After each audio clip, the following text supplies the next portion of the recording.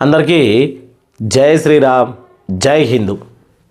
జగన్మోహన్ రెడ్డికి 11 సీట్లే వచ్చినాయని ఏలన చేసే ప్రతి ఒక్కరు, టీడీపీ కావచ్చు, జనసేన కావచ్చు, ఇంకా తెలుగు ప్రజలు ఎవరైనా సరే.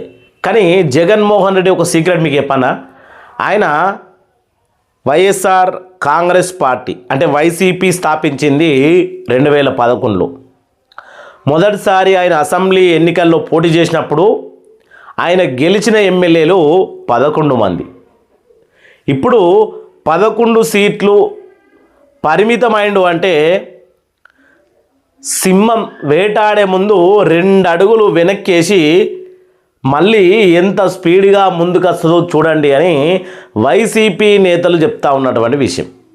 అసలు ఎందుకు 2009 గురించి మనం ఇప్పుడు మాట్లాడుకుంటున్నామంటే 2009లో ఇప్పుడు జరుగుతున్నటువంటి కొన్ని పరిణామాలు చూసుకుంటా ఉంటే Jaganmohan Reddy is the king maker ఖచ్చితంగా అని కొన్ని వర్గాలు చెప్తా ఉన్నాయి. దాని గురించి ఖచ్చితంగా మాట్లాడుకుందాం.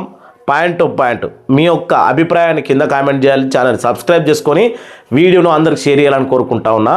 ఫస్ట్ జగన్మోహన్ రెడ్డికి కలిసి వచ్చే అంశం ఏంటి అంటే పరిపాలన, కూటమి పరిపాలన. ఇక్కడ ఏం జరుగుతూ ఉందంటే జర్నలిస్టుల గురించి, అడిగే గొంతుకల గురించి, మామూలు ప్రజలు అడిగితే వాళ్ళను ఇమీడియట్లీ 41 నోటీస్ ఇవ్వకుండా, కనీసం ఇన్ఫర్మేషన్ ఇవ్వకుండా అరెస్ట్ చేయడం ఒకటి. రెండోది రాజధాని మీద ఇప్పటి వరకు వాళ్ళు ఒక క్లారిటీగా ఎక్కడ ఏంది అనేది ఇప్పటి వరకు ప్రణాళిక సిద్ధం చేయకపోవడం. ఇక మూడోది చూసుకుంటే పవన్ కళ్యాణ్ మొన్న మాట్లాడినటువంటి మాటలు ఏదైతే ఉన్నాయో, జనసేనకు సంబంధించి జనసేన తెలంగాణలో పోటీ చేస్తే అక్కడున్నటువంటి గద్దరన్న విగ్రహాన్ని అమరావతిలో కూడా స్థాపించుతాము, దాని గురించి నేను ఆలోచన చేస్తానని చెప్పిండు.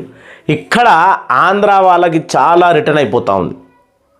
ఎందుకంటే మాకు రాజధాని లేకుండా ఆంధ్రాని ఒక చిందరవందరంగా చేసినటువంటి కాంగ్రెస్ పార్టీ ఇప్పుడు ఈయన పోయి మన తెలంగాణలో పార్టీ స్థాపించడము, అలాగే అక్కడున్నటువంటి వ్యక్తిని ఇక్కడ ఆంధ్రప్రదేశ్లో విగ్రహాన్ని స్థాపించడము, ఇటువంటి విషయాల మీద జగన్మోహన్ రెడ్డి చాలా గట్టిగా ప్రశ్నిస్తూ ఉన్నాడు.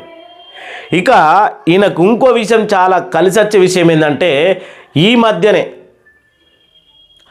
ఉదయనిధి స్టాలిన్ చేసినటువంటి వ్యాఖ్యలు.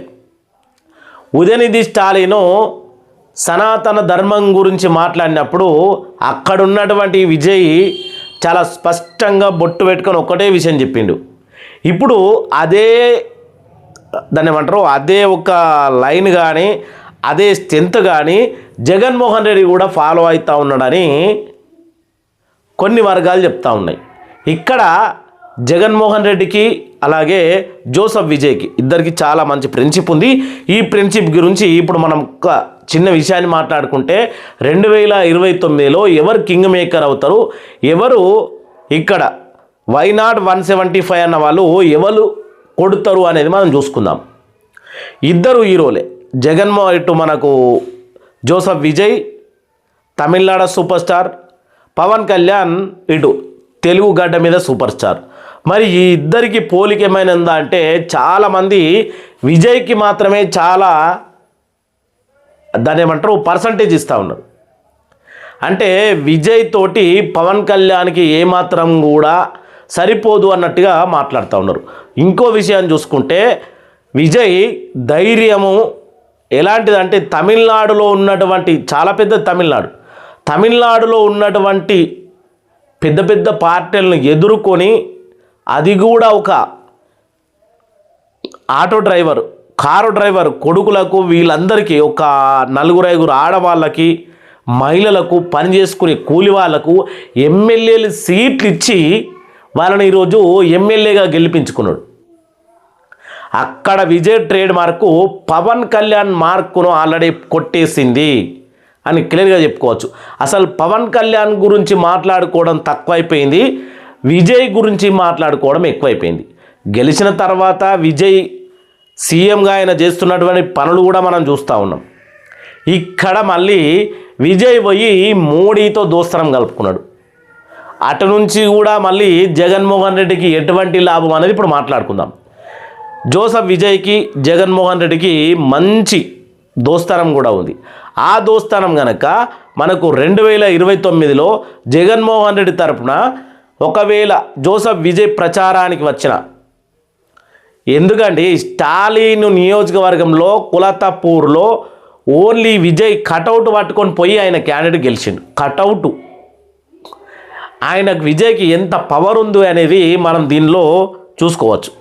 ఇంకో విషయాన్ని మీకు స్పష్టంగా చెప్తా ఉన్నా, జోసెఫ్ విజయ్ 2029 అసెంబ్లీ ఎలక్షన్లో ఆంధ్ర పొలిటీషియన్ని మార్పు చేయడానికి ఖచ్చితంగా వస్తాడు అని చెప్తా ఉన్నాడు జగన్మోహన్ రెడ్డి. జగన్మోహన్ రెడ్డికి గనక సపోర్ట్ చేస్తే విజయ్, కూటమి ప్రభుత్వం ఎటుపోతుందో తెలియదు. ఇంకో విషయం ఏంటంటే 2029లో జనసేన గనక కూటమిలో పొత్తుగా ఉంటే ఈ కూటమికి ఓట్లు రావు. ఒకవేళ జనసేన ఇండివిజువల్గా పోటీ చేస్తే చెప్పలేం. ఇది నేనంటున్నది కాదు, ఆంధ్ర ప్రజలు మాట్లాడుకుంటూ ఉన్నారు. ఓకే, ఇప్పుడు డిప్యూటీ సీఎంగా కావచ్చు, ఒక పంచాయతీరాజ్ శాఖ కావచ్చు, ఆయన తీసుకున్నటువంటి శాఖకు పవన్ కళ్యాణ్ న్యాయం చేస్తూ ఉన్నాడు. ఓకే, కానీ ఆయన పార్టీ అనేది ఓన్లీ ఒక దాన్ని ఏమంటారు టీడీపీకి సపోర్ట్ చేయడము, కూటమిలో ఉండి వాళ్ళకు భజన చేయడం అనేది ఆంధ్ర ప్రజలకు ఏమాత్రం ఇష్టం లేదు. అటువంటి టైంలో జగన్మోహన్ రెడ్డికి జోసెఫ్ విజయ్ కనుక ఖచ్చితంగా సపోర్ట్ చేస్తే ఇక్కడ కూటమి ప్రభుత్వం ఓడిపోతుంది అని ఇంకొంతమంది రాజకీయ విశ్లేషకుదారులు చెప్తా ఉన్నారు. మరి మీ అభిప్రాయం ఏంది? జగన్మోహన్ రెడ్డికి ఈ 11 అంకె అనేది చాలా కలిసి వస్తుంది. ఎందుకంటే ఒకసారి 2011లోనే ఈ పార్టీని వైఎస్ఆర్సీపీని స్థాపించి గెలిచిన అసెంబ్లీ ఎలక్షన్లకు వచ్చిన తర్వాత 11 సీట్లు మాత్రమే గెలిచిండు. 11 సీట్ల నుంచి ఏకంగా 152 సీట్లు గెలిచిండు.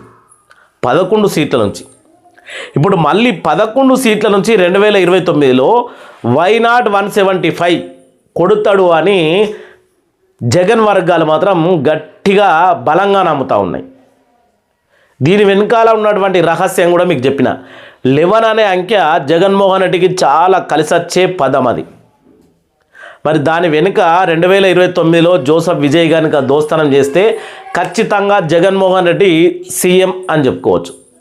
మరి మీరు కూడా ఏమంటారో మీ అభిప్రాయాన్ని కామెంట్ చేయాలని కోరుకుంటా ఉన్నాం. అందరికీ జై శ్రీరామ్, జై హిందూ, జై హింద్.